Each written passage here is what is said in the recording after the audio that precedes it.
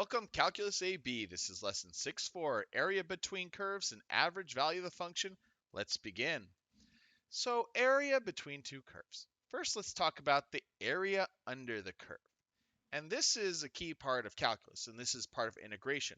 When I integrate an area under the curve from a to b of f of x dx, what I'm really trying to find is the area under the curve, basically the area between the function and the x-axis. Now, sometimes the area can be positive or negative. We've done some warm-ups like this, and sometimes it can be 0. So what we're going to do now is talk about finding the actual area, like an area between two curves like this. And one thing to note as we do this, it can't be negative. If we're talking the area between two curves, we're talking like basically absolute value. Like, what is the area of this figure right here? And we can do that kind of math. And here's how this works. If I have a function f of x and g of x, and g of x is on the bottom, and f of x is on the top, and we have some limits from a to b, well, the integral is right here. Integral from a to b of f of x minus g of x. So basically, you're taking the area of f and subtracting the area of g. Now, I'd like writing this as the integral of the top minus the bottom. And think of it this way. If we're talking about the f function, and it's right here, and the area under f would be all of this in pink, and then you don't want all that area, you want to get rid of that white space, so you subtract the area under G, which means basically you're just subtracting, so I'm just erasing. And that gets me the area between F and G. So area between two curves, think of it as the top minus the bottom. Now, if we're talking functions that are like slanted, that are like on the y-axis, sometimes we might be talking about functions. I'm going to draw a picture really quick. Look like this. And they're not even functions, but equations, maybe a curve like this and a curve like this. We have an A here and a B here. So we're talking finding this area. And sometimes we use equations that aren't in like y equals form, they're x equals form. So when you're doing these ones, it's going to be the right minus the left. So this function minus this function when you're doing that area between two curves. The right minus the left. The one that's farther away from the y-axis versus the one that's closer. Now here's another way to represent this too. So functions, I have function f and function g, and I want to find this area right here. It's basically going to be under the curve of f minus the stuff that was under the curve of g. So under the curve of f is all this, and we subtracted this amount, which got us this shape. So top minus the bottom. Let's do an example of this. So I have two functions, y equals x squared plus 2 and y equals x. And what's the area of the region? So the first thing, we got to set up the integral. And I know it's going from x equals 0 to 1. I can see that from the picture. Well, and they also say from x equals 0 and 1. Now the question is, what's on top and bottom? It's not labeled there. So there's a few things. I mean, you might know one's an x squared function, so it looks like a parabola, and one's linear at y equals x. Looking at those pictures, you might know. If you can't do that, you can always graph this. So I'm going to graph these functions.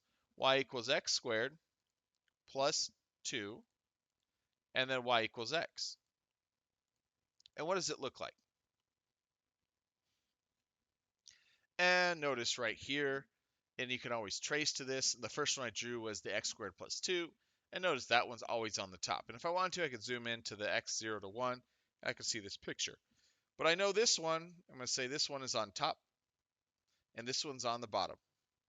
Okay, so we set it up that way. So it's going to be the top function. I'm going to go x squared minus plus 2, and then minus the bottom function x dx. So then we just integrate. So I'm going to do this by hand.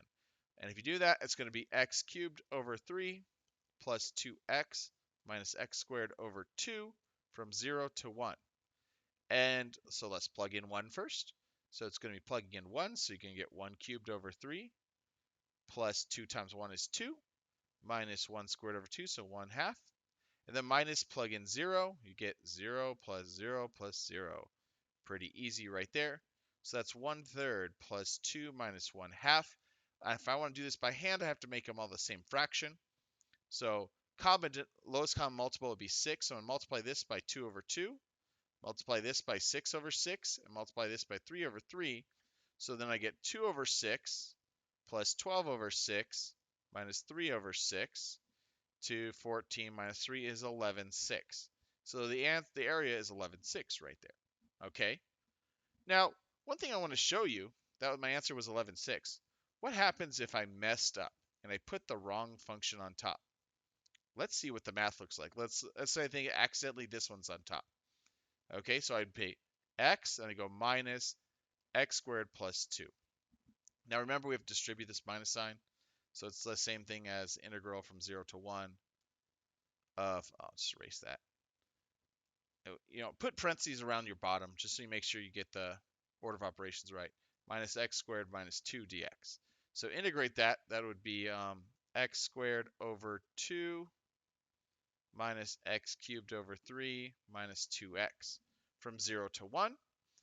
And if I did the math right there, I would get 1 squared over 2, so 1/2, minus 1 cubed over 3, which would be 1/3, minus 2 times 1 is minus 2. So doing the math right there, and again, multiplying lowest common multiple 6. So this is going to be 3/6 minus 2/6 plus or minus 12/6. So 3 minus 2 is 1, minus 12 is going to be negative 11/6. So notice if I got these flipped accidentally, all it does is make this area negative. And remember at the start we said this area can't be negative. It has to be positive between two curves. So if you ever get a negative answer, you either messed up the math or you put the wrong one on top. So all you do is flip them. Or you think just do the absolute value. I guess that's right too. They don't usually show you that in books though. All right. So sometimes I'm not actually giving you those bounds. Like that's pretty easy if I know what my lower and upper bounds are for my integral. But in this case, let's say if I just was given these two functions right here. F of x is 2 minus x squared and g of x is x. Well, sometimes we have to figure out where they cross. And here's a picture of it. This is a 2 minus x squared and this is g of x. So you can kind of see where they cross. But let's say you don't have a graphing calculator. How do I do that? Set them equal to each other. So you set them equal to each other, and that figures out where the where they actually cross, the x values. So I'm going to say 2 minus x squared equals x. And so we solve, and this looks like a quadratic function. I'm going to move everything to the other side. I'm going to add x squared to both sides, so plus x squared. And I'm going to subtract 2 on both sides, so it'll be minus 2. So I get 0 equals x squared plus x minus 2. And if you factored that, you get x plus 2 times x minus 1. So then my two solutions would be x equals negative 2 and positive 1. So negative 2 and positive 1, which is exactly like the picture shows. So setting up the integral would be from negative 2 to 1 of what's on top, the parabola-looking one, so 2 minus x squared, and then minus x. And I don't want to solve it. But that's how you set it up. Okay, sometimes you have to use a calculator to find your intersection point. So like take this example. X cubed minus x squared and negative x squared plus 1.4x. They usually like doing this in the AP test. Like every year, this is one of the free response questions, or at least part of it. So you're going to have to do this with a calculator. So I have to graph these, and I'm going to show you how this works. And we can do this in class 2, x squared minus x cubed minus x squared. And then the other one's going to be negative x squared plus 1.4x, or 4.1x. All right, so you graph these. Notice if your calculator isn't zoomed in right, it's just a reminder here. Waiting for it. So I know I can see the intersection point here, and this, I can't really see that here. So you might need to change your zoom settings. So I'm going to actually, or you can change zoom. So if you're in a weird spot, go to zoom standard.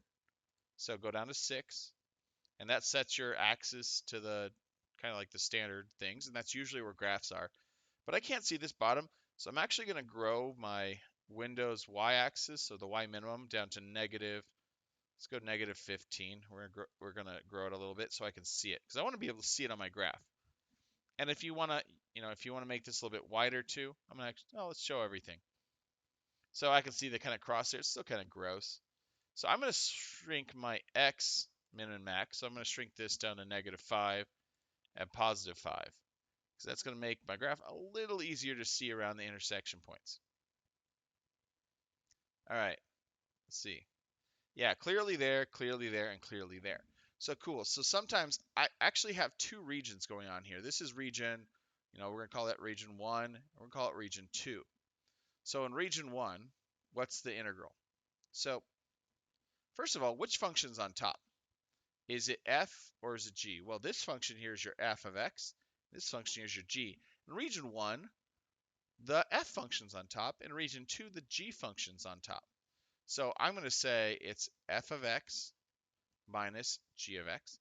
And you can write it like this if you have to show work on your calculator for an AP test. But we got to figure out those intersection points. So what I'm going to do, and this is one of the key things you must be able to do, I am going to go to math. I'm going to go to intersection, and TI-83 is slightly different, but it's the idea. So first curve and second curve, I can just hit enter twice. And I'm going to check this intersection point down here first. So lower bound, it's going to ask me to the left of it, and then I'm going to go to the right of it, and then it's going to wait. It's going to tell me my lower bound is negative 2.025. So negative 2.025. Again, 3 decimals. And so I'm going to do that again, intersection points. And you're going to go first curve, second curve, so enter, enter. Lower bound, it really doesn't matter.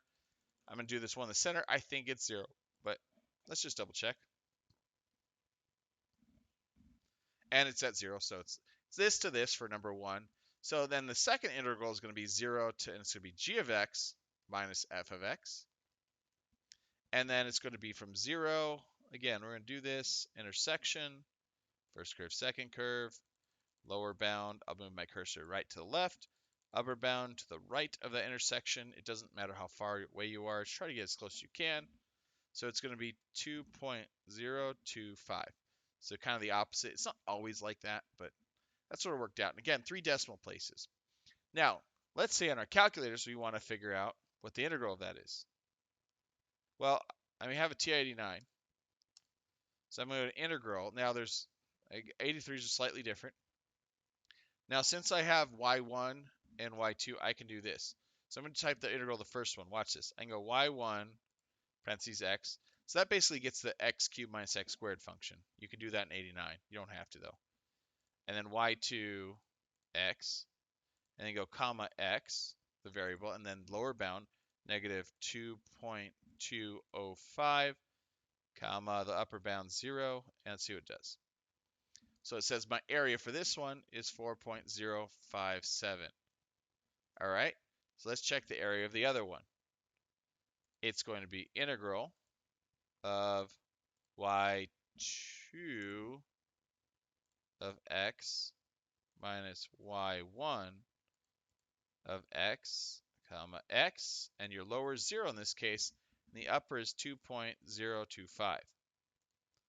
And the area there is 4.2025. So I'm going to add those up. So we're going to go 4.2025 plus 4.05733. You shouldn't round to the very end.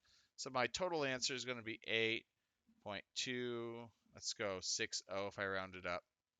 Again, 3 decimals, you can round up or down. So there'd be the answer. A lot of work, but there you go. Oh, average value function. We still go. Wow, 13 minutes.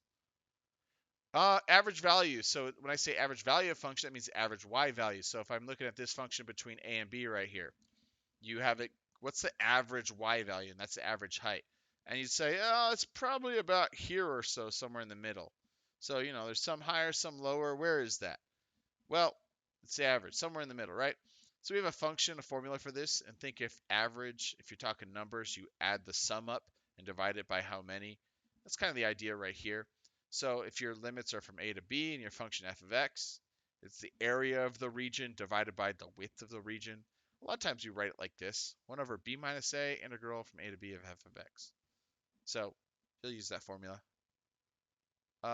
Geez, it's a long video. We'll do that in class. Bye.